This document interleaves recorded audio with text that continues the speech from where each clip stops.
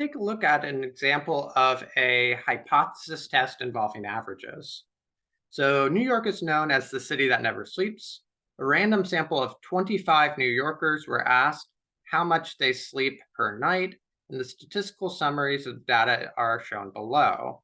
Do these data provide strong evidence that New Yorkers sleep less than 8 hours a night on average?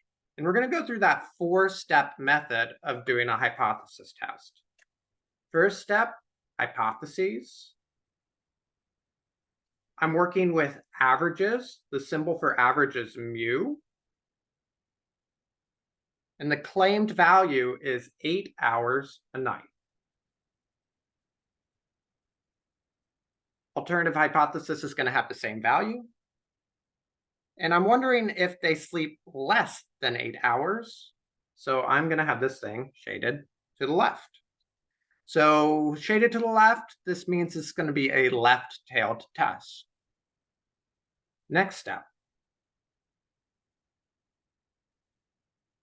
I'm going to use my model here. So I have a sample standard deviation, and I have an n and a mu. So my model is x bar is a t distribution with some degree of freedom, an average of mu, and a standard deviation of s over the square root of n.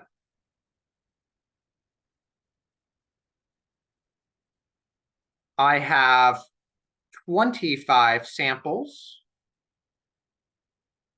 So my degree of freedom is always one less. My degree of freedom here is going to be 24. Mu, the center, always comes from that claim. Your model is based off of the claim. S is from the data. That's that 0.77 number. This is over the square root of my n is 25.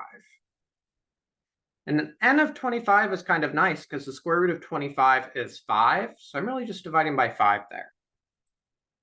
You could type the whole thing in. But that square root of 25 is really just 5. You could just type 5 in. And I get 0.154.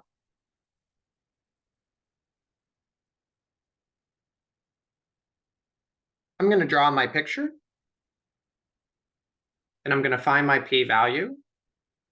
The p-value is the likelihood of my sample data. My sample success rate here is that 7.73 number. And I'm looking for that much or less. So this thing is going to be shaded to the left. And I want to find my test statistic, my z-score. But in this case, since I have S instead of sigma, it's called a t-score, okay? But it's still calculated the same way. I'm going to take my data minus the center for the claimed value divided by the standard deviation for my model. My data here is the 7.73 number. My center is 8. My standard deviation is 0.154. I'm going to type this into a calculator to see what I get. I want to put parentheses around the top of a fraction to make sure my order of operations are correct there.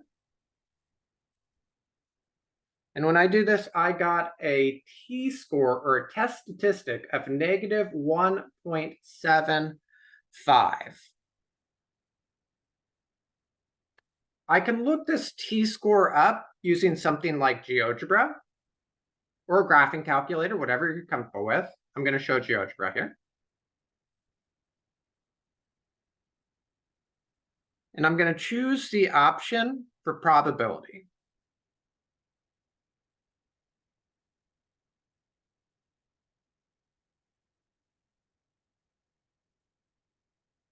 And it's not the normal model because that's based off of a sigma. This is based off of an S. So I'm going to choose student t distribution, which just shows up as student in GeoGebra.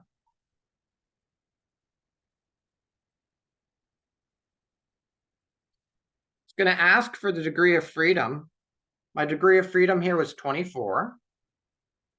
And then I want to make sure that I'm shading in the correct direction. In this case, I want, if I'm drawing my picture out, my claim from the null hypothesis was 8 hours. My data is here at 7.73.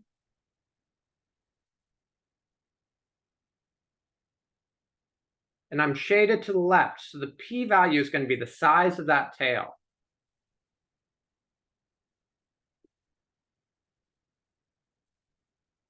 And I got to make sure I'm careful with the sign. Negative 1.75. And this gives me a p-value of 0.0464. So my p-value is 0.0464. If you're using a graphing calculator, something like a TI-83 or an 84, you're using the t-distribution, and you're looking it up. That's called CDF. And you're going from negative infinity to a t-score of negative 1.75. And your degree of freedom is 24. So if you wanted to use a graphing calculator to do this, this is in distribution. So you go second, vars. I'm going to get the same result. So either way is fine. TCDF, so negative infinity. I'm just going to do negative and then a whole bunch of nines, negative infinity. Upper limit, negative 1.75. A degree of freedom of 24. I get 0.0464. It looks like I'm getting the same result either way, whichever technology you're the most comfortable with. Let's go back to the question in MyOpenMath just to see if they give us an alpha level. They don't, so I'm going to use a neutral one of 5%.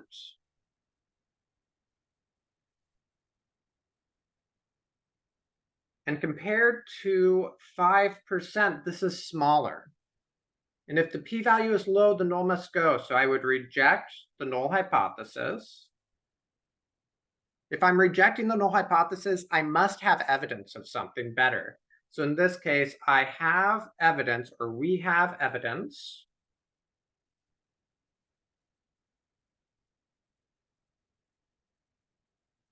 that New Yorkers sleep less than 8 hours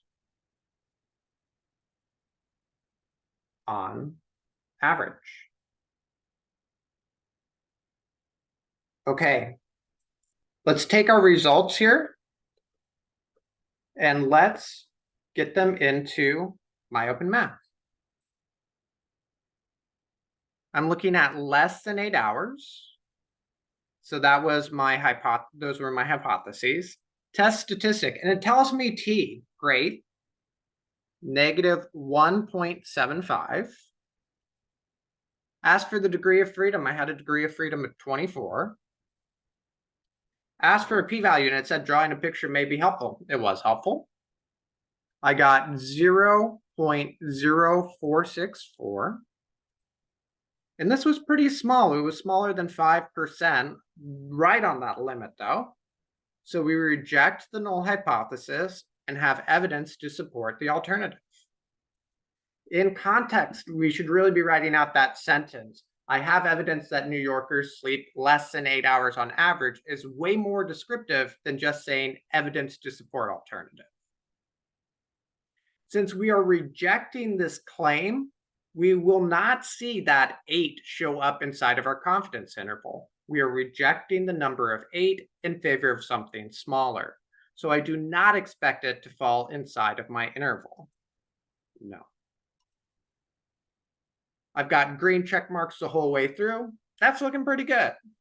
So this was an example of one average hypothesis test. And if you wanted to double check all of your results inside of GeoGebra, you can. You could go to statistics. You're doing a test. We're using t-scores, and we're looking at mean. Claimed value was 8. The mean, my sample mean, was 7.73. My S was 0.77. And my N was 25. This gave me a standard error of 0.154. That looks great.